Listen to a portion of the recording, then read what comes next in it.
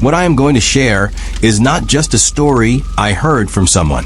It is something I saw with my own eyes, something I felt with my own body, a truth that still echoes within the silent walls of my room at night.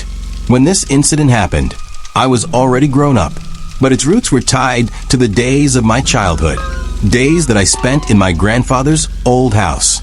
Our house was built at the edge of the village. The house my grandfather built with his own hard-earned money, brick by brick. Mud walls, a wooden door, a tin roof on top, and in the middle a long courtyard where the morning sun burned bright, and in the evening we all sat together with tea. The rooms were simple, but filled with a strange kind of warmth.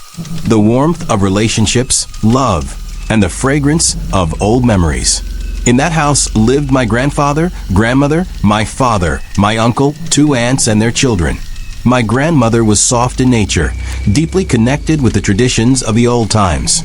She was always the first to wake up in the morning, placing milk on the clay stove and filling a red brass bucket with water, leaving it under the tap so that when the sun rose, we all could bathe.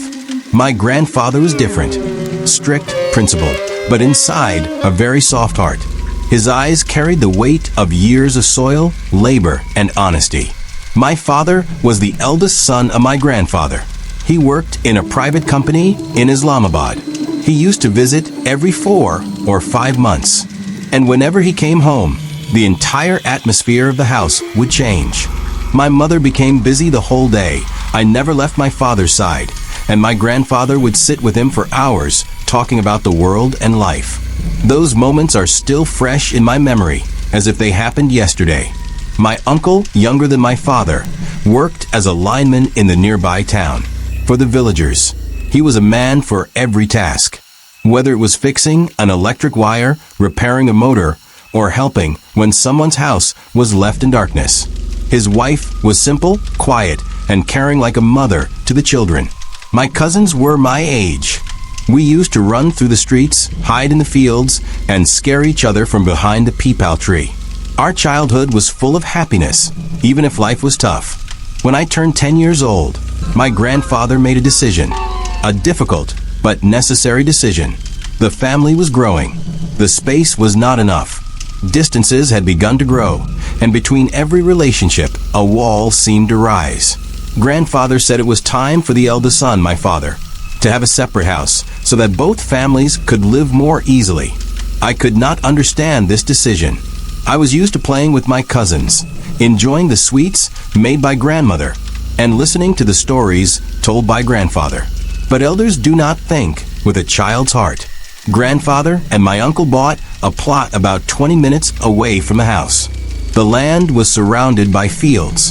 Here and there stood mango trees, far and wide stretched mustard fields, and on one side a muddy path that connected to the main road. No one lived there, only silence, the sound of birds, and in the evenings, shadows rising from the bushes. Construction of the house began. Every day after school, I went there. I watched the laborers work, I saw the walls being built, and on every new brick, I placed my dreams. One day, I asked a laborer, "Where will my room be?" He smiled and pointed towards the courtyard, towards the wall with the window where the afternoon sun fell straight. After a few months, the house was complete. My father was on leave at that time.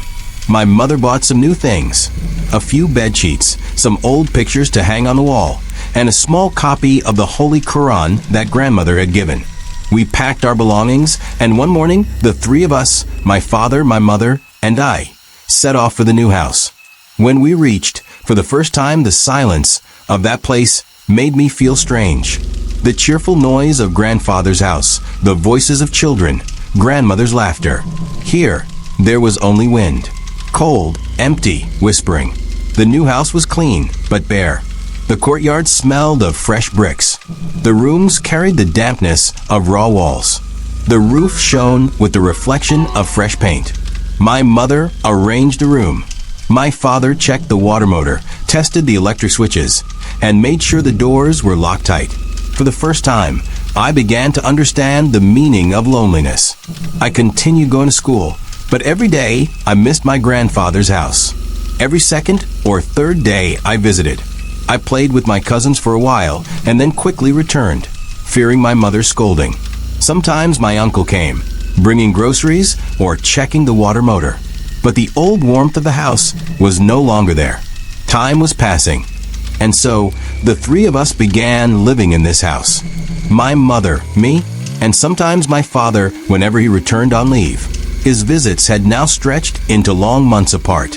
All the small and big responsibilities of the house gradually fell on my shoulders.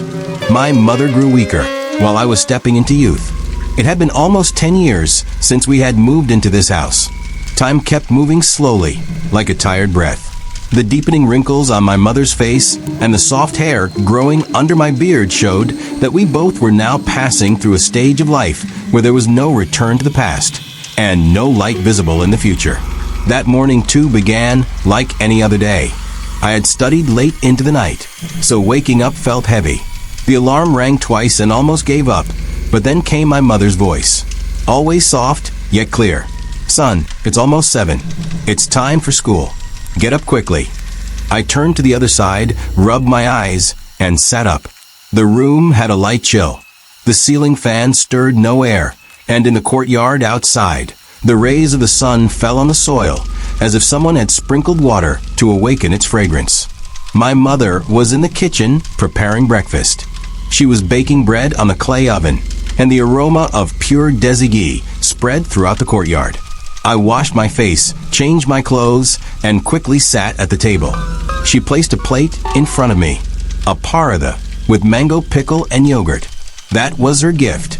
Even in simplicity, she knew how to fill everything with love. After breakfast, I picked up my school bag and set off for school.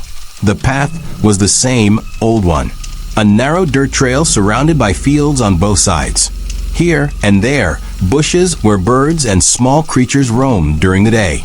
The sun had risen strong, but the morning chill was still in the air. After a while, I saw my classmate Wakas. He always reached before me. We met at the school gate and entered together. The whole day passed in studies. Teachers' lessons, the scratching sound of chalk on the board, the whispers of children. Everything was just as usual.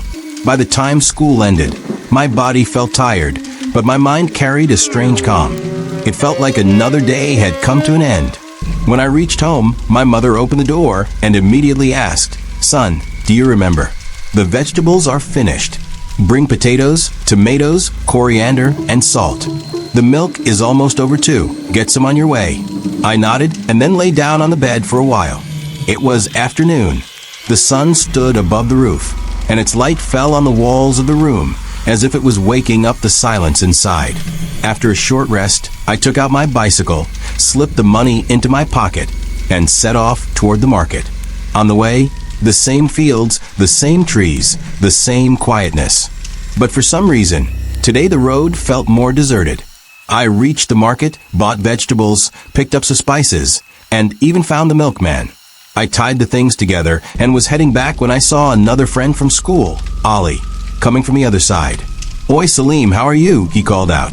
We both stopped by the roadside. We talked for a while about studies, then argued about our dreams for the future. And soon he cracked a joke that made him laugh loudly. I laughed too, but soon the thought of returning home pulled me back. Mother must be waiting. I should go, I said. When I returned, my mother took the groceries and smiled. Now I'll start cooking. I nodded and walked out into the courtyard. The sun was now beginning to set. The soil carried its earthy smell. The neem tree cast a cool shadow. And in the corner of the courtyard, an empty bucket lay, catching the sunlight in such a way that it created a strange reflection. Everything looked normal, yet inside me was a faint restlessness, as if someone unseen was watching me. My mother got busy in the kitchen, and I spread my books in the courtyard. The air grew cooler, and my eyes slowly began to feel heavy. Mother finished cooking, we ate together, and then she went to her room. I stayed behind, as always, sitting in the courtyard late into the night. I was studying when suddenly, for a brief moment, I felt it. Someone was standing near the courtyard wall. My heartbeat quickened. I turned my neck to look. There was nothing there, but my heart refused to believe. My hands began to close the book on their own. I stood up and walked into my room. I closed the door and lay down. The light in the room was off, but faint moonlight, seeping through the window, gave the room a dim, hazy glow. The bedsheet was slightly warm, the pillow soft, and the room completely silent. I kept turning from side to side until finally sleep pulled me into its arms. But the silence of the night was not yet over. Suddenly, a strange suffocation spread through the room. It felt as if someone had sealed the door and trapped the air inside. My eyes opened. My breath was heavy. Sweat covered my forehead, and an unusual weight pressed down on my chest. A weight so heavy, it felt like it could bury me into the ground.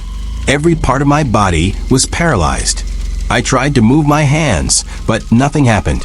I tried to call out, but my tongue felt frozen inside my mouth.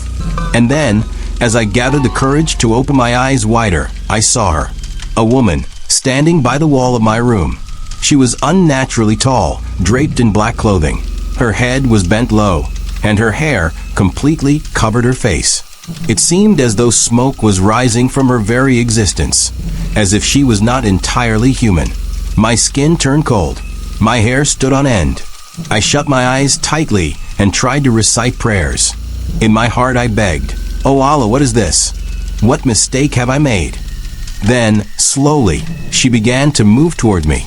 Her footsteps made no sound, yet the ground seemed to tremble beneath her. My soul felt as though it was slipping out of my body. She was now standing right before me.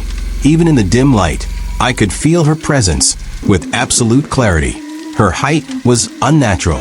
Her head still bowed. A black veil covered her from head to toe, touching the floor. No sound came from her. No breath, no movement. Only a strange cold smell, like rusted iron unlocked after years. My eyes remained fixed on her figure, though my heart screamed to blink, to turn away. But my body was lifeless, bound. I could neither move nor scream, as if someone had tied me down. Then suddenly, she began to bend forward. First her head reached the level of my eyes, then lower, until her hair hung directly over my face. My breath started to choke. My heart pounded, so hard it felt like it would burst out of my chest. And then she placed both of her hands on my chest. Slowly, she began to put the full weight of her body on me. God's refuge, that weight, that burden, was beyond words. It felt as if an entire tree had fallen on my chest. My ribs were being crushed. Breathing became impossible. I tried one last time to move my hands, but my arms felt buried deep into the ground.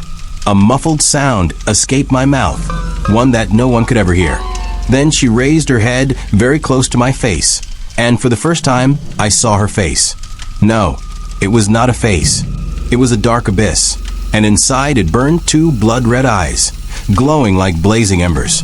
For a moment, it felt as if my eyes were being pulled into them, as if I was falling inside, as if that void was swallowing my mind, my very existence.